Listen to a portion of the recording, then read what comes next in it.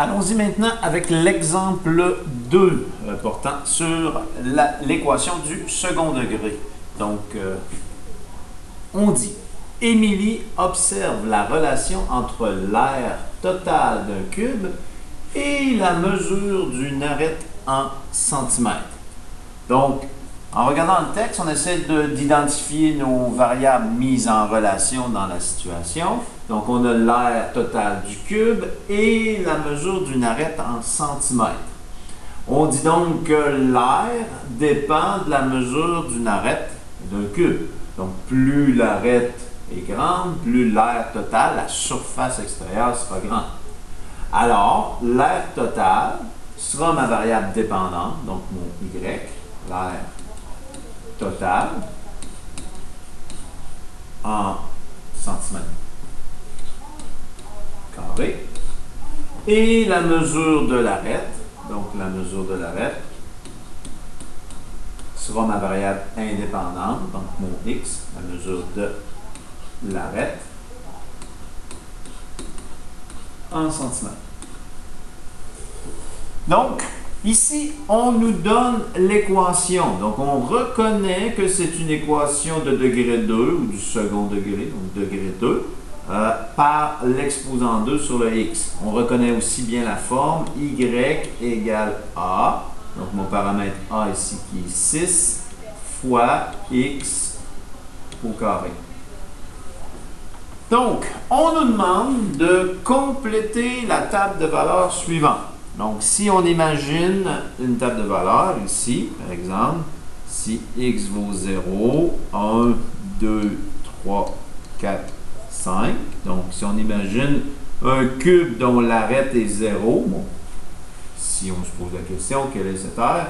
Elle sera bien 0. On peut le confirmer ici avec l'équation, dans le fond. Si y égale 6 fois, je remplace mon x au carré par 0. Et donc, 6 fois 0 au carré, ça fait 0. Ici, fois 0, ça fait bel et bien 0. Donc, qui me permet de trouver la valeur du y ici. Maintenant, si x vaut 1, donc y égale 6 fois 1 au carré. 6 fois 1 au carré, ça donne 6. Donc, 1 au carré, ça fait 1. 6 fois 1, 6. Donc, 6 pour la valeur de y. Si on continue avec l'autre, donc y égale 6 fois 2 au carré. Donc, ici, peut-être pour être certain, appliquer les priorités d'opération, l'exposant 2 en premier. Donc, on aura y égale 6 fois 2 au carré qui fait 4. 6 fois 4, 24. Donc, 24 cm². Si on continue avec les autres, on pourra peut-être aller se chercher notre calculatrice. Donc, une fois qu'on a compris un peu le principe, on peut peut-être seulement les calculer avec notre calculatrice. Donc, on commence par calculer notre 3 au carré. Donc, 3 au carré qui fait 3 au carré qui fait 9. Et je le multiplie par 6 par la suite. Faites toujours attention au niveau de votre calculatrice. Certaines calculatrices me permettent de faire les priorités d'opération. D'autres non. Si par exemple, moi j'écris 6 fois mon 3 au carré, ça fonctionne. Ma calculatrice respecte bien les priorités d'opération, me donne la même réponse, donc 54. Donc, je continue avec mon autre. Donc, 6 fois 4 au carré, ce qui me donne 96. Et le dernier, 6 fois 5 au carré, qui me donne 150. Donc, on a donc notre table de valeurs. Si on calcule, on veut demander maintenant le graphique. Donc, on va se composer un graphique. On va aller choisir une graduation. Donc, ici, peut-être 2 carrés au 1.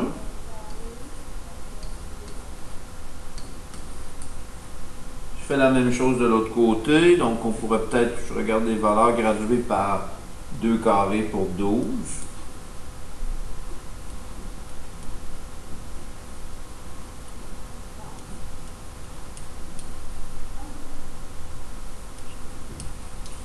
Donc, on a les valeurs de x ici, les valeurs de y qui sont ici.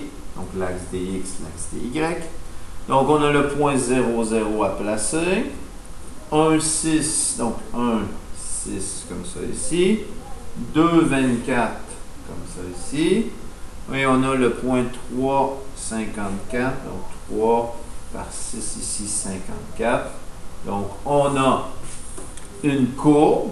Donc, la courbe croissante qui passe par l'origine, donc qui est vraiment la caractéristique de la fonction de degré 2. Donc, une courbe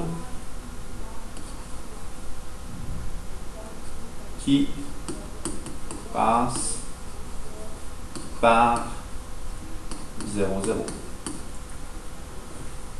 Maintenant, les questions qui viennent avec ça. Donc, on a notre équation. Je vais juste l'écrire ici pour ne pas y référer toujours. Donc, 6 fois x au carré ou 6x au carré. Où x, c'est la mesure de l'arête.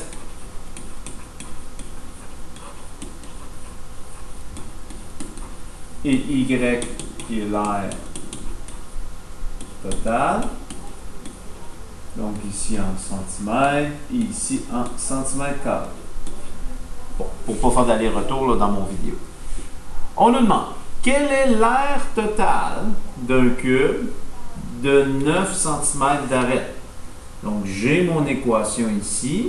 On me pose la question, quelle est l'aire totale? Donc, mon y est inconnu, parce que l'aire totale est ma variable y, d'un cube de 9 cm d'arête. Donc, on sait que x vaut 9 cm. Donc, je prends mon équation, j'écris mon équation qui représente la situation. Je remplace ce que je connais, donc mon x vaut 9. Donc, y égale 6 fois 9 au carré. Et je vais aller calculer. Donc, 6 fois 9 au carré, ce qui me donne 486 centimètres carré. Prenez la peine de vérifier avec votre calculatrice là, si vraiment les priorités d'opération font que vous avez la même réponse que moi. Sinon, vous aurez peut-être besoin d'utiliser les parenthèses en disant 6 fois et je mets mon 9 au carré comme ça. Dans certaines calculatrices, on est obligé de faire ça.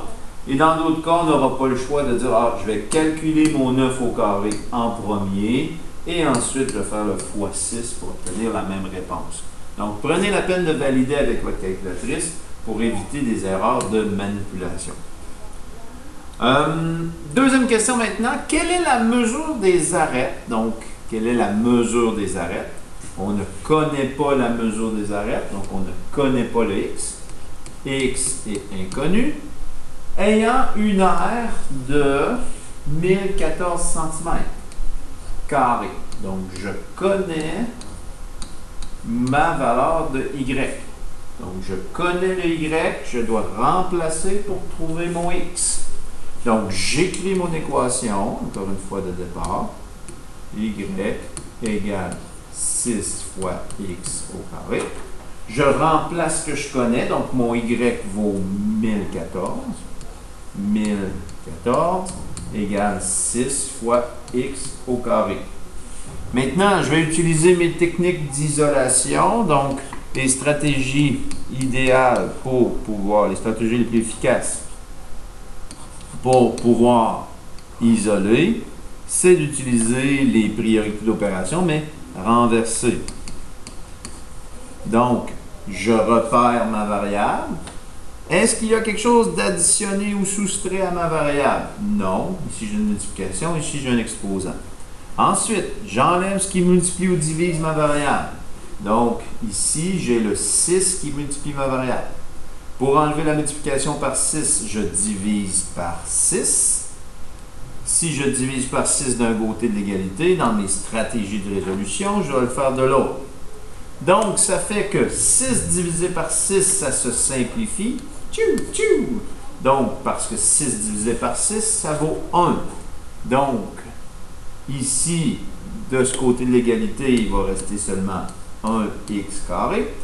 De ce côté-ci, je vais aller faire le calcul. Donc, 1014 divisé par 6, 169. Donc, 169. Maintenant, je me suis débarrassé. Donc, il n'y a rien qui additionne. Maintenant, il n'y a plus rien qui multiplie ou divise ma variable. Ben, il y a un 1 sous-entendu, mais c'est correct. Et il me reste à enlever mon exposant. Donc, pour enlever l'exposant 2, je fais l'opération inverse. Racine carrée, racine carrée. Donc, racine carrée exposant 2 s'annule. Donc, racine carrée de ma dernière réponse, de mon 169, ce qui fait 13. Donc, 13 égale x. On va mettre ça du bon côté. Donc, en mettant la variable en premier, x égale 13. X représente quoi? X représente la mesure de l'arête en centimètres. Donc, x égale 13 centimètres.